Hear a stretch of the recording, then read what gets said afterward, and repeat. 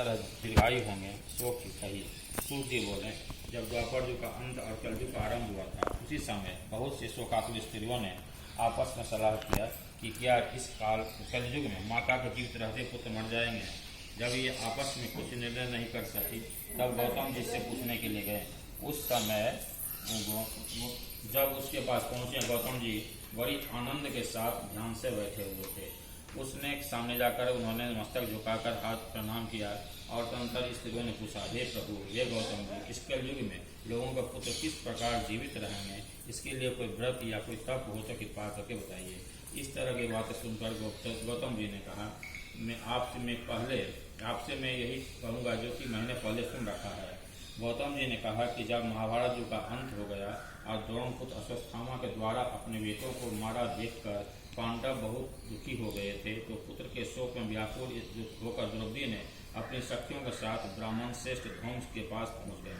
उसने धौम्स से कहा, हे विपेंद्र, कौन सा उपाय करने से बच्चा दीर्घायु हो सकते हैं, यह कृपया आप करके ठीक कहिए। धौम जी बोले, सतयुग में सतवचन बोलने वाला, सत्याचरण करने वाला जितवाहन नाम का एक राजा था। एक बार वह अपनी स्त्रियों के साथ अपने ससुराल गया और वहीं रहने लगा। एक दिन आधी रात के समय पुत्र के शोक में व्याकुल कोई स्त्री रोने लगी, क्योंकि उसे बेटे का दर्शन हमारा बेटा कैसे मरा। दूसरी माता ने कहा, जरूर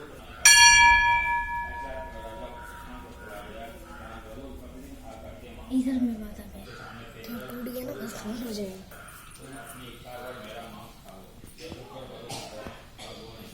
मेरे पिता का नाम साहिलवान है, सूर्य वंश में मेरा जन्म हुआ है, विद्वान मेरा नाम है।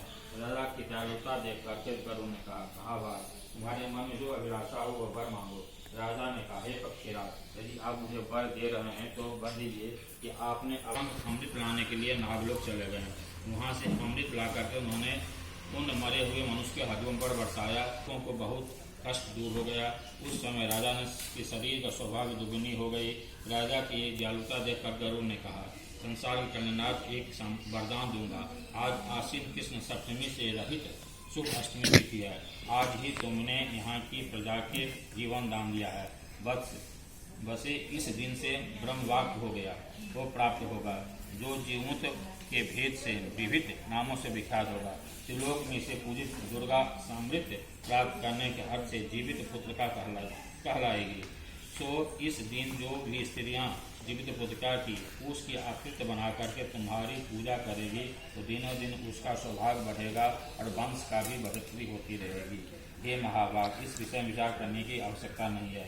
हे राजन, सप्तमी से रहित और उदया तिथि अष्टमी को व्रत करें और नवमी को पारण करें और यत्न सब